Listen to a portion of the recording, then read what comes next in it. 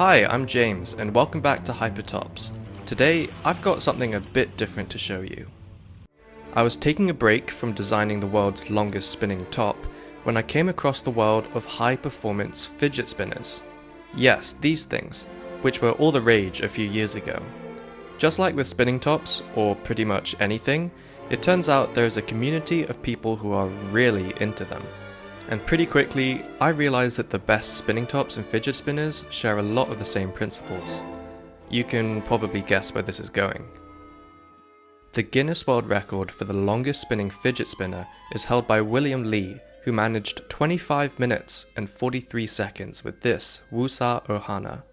The incredible efficiency achieved by this simple design, which is essentially a copper disc with a bearing in the center, inspired me to embark on a little side project to break this record. Although this is my first try at making a fidget spinner, thanks to my transferable skills so to speak, I have some idea of how to tackle this. Let's break it down. To make something spin for as long as possible, we need to 1. Maximize its initial energy, 2. Minimize its final energy, and 3. Minimize its power loss. Since we're timing until the spinner stops completely, we can ignore point 2. So we only need to optimize initial energy and power loss. Let's start with initial energy. Rotational kinetic energy equals half times the moment of inertia times angular velocity squared. And moment of inertia is the integral of radius squared with respect to mass. So more mass, larger radius, and higher starting speed would all help, especially radius and speed since they're squared. So, if we were to ignore power loss, the ideal spinner would be the largest, densest flywheel that I could hold.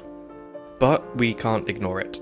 Power equals torque times angular velocity, or in this case, power loss equals angular velocity times torque from the bearing plus torque from the air. Bearing torque simplifies to a constant times axial load times the pitch diameter, because the record requires balancing it horizontally, so we can ignore radial loads. Air drag torque can be approximated as a constant times angular velocity squared times radius to the 4. So the total power loss approximates to this formula. To minimize that, we'd want something small and light. Clearly, we're running into a problem. The same problem that we have with spinning tops. Designs that store more energy tend to lose it faster. There's no analytical solution here, so we have to make trade-offs.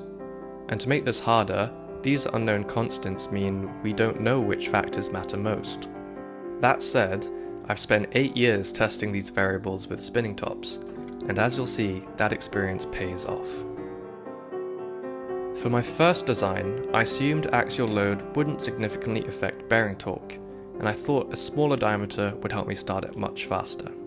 So the resulting spinner was small with a super chunky 95% tungsten flywheel, weighing a hefty 287 grams. This flywheel is attached to the bearing via this anodized aluminium housing, which, like many of the crucial components of this project, was made by the sponsor of this video, JLC CNC. JLC CNC provides world-class machined parts for very competitive prices, even at low volume. Ideal for rapid prototyping, JLC CNC is a fantastic choice for your next project. Their service is easy to use. Just go to jlccnc.com and click Order Now. Here you can upload your CAD file and you can get a quote straight away. Then you can specify quantity, material, tolerance, finish, and more. I went for a super precise 0.05mm, and the parts I got could be used out of the box without modification. I also opted for a bead-blasted matte anodized finish, which looks really nice, and came at an additional cost less than $1 per component. Finally, you can pick a delivery speed and place your order. Make sure to use the link at the top of the description, which gives new users a $70 coupon. Thanks again to JLC CNC for sponsoring this video, and let's get back to fidget spinners.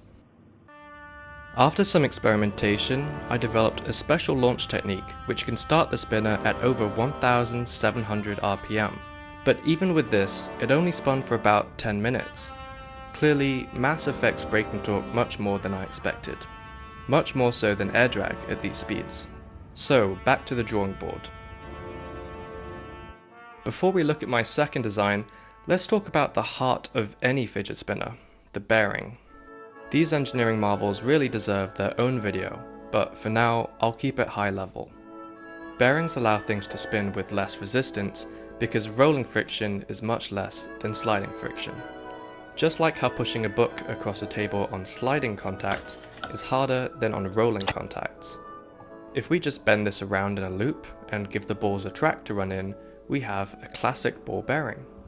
There are loads of types of different bearings, but they all rely on this principle. Let's stick with the classic design, which is used in fidget spinners. The best bearing for us would be small to minimize pitch diameter, and use perfectly spherical, hard balls with no grease, running in a tight track for minimal friction, unbalance, and decent wear resistance. So, I bought a selection of small R188 bearings, with either high carbon steel or ceramic balls. The hybrid ceramic Go Fast bearings perform the best, so that's what I used in all my tests. For attempt 2, I used a tungsten flywheel and hollow aluminium core to concentrate mass outwards.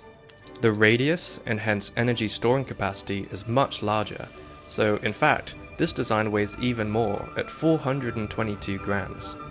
Despite this, I can still start it at 1200 RPM, because strength is more important than speed here. Immediately, I saw some great results. 25, 27, 29 minute spins. I knew I had a shot at the record. So I went for it. In the course of 2 weeks, I made an official application to Guinness, assembled a team of witnesses and timekeepers, and on June 29th, I made this attempt. Okay, ready? Okay.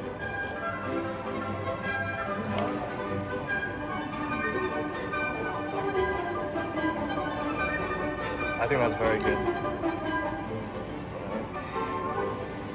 Okay.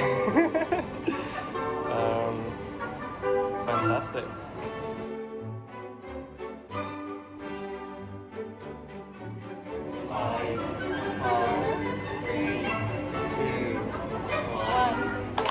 Nice.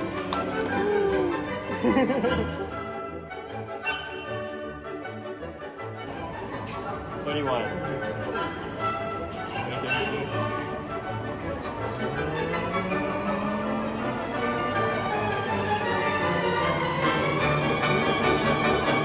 Stop.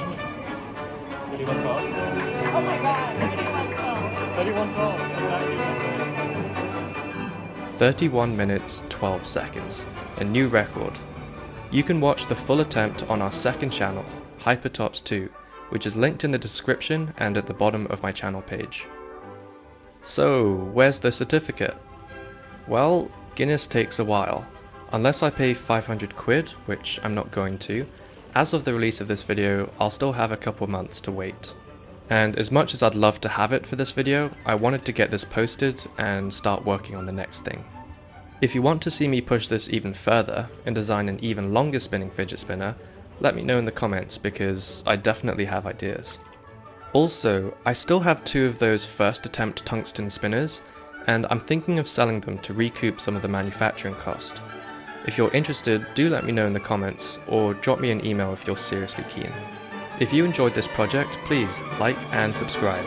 It really helps the channel. Thanks for watching. I'll see you next time.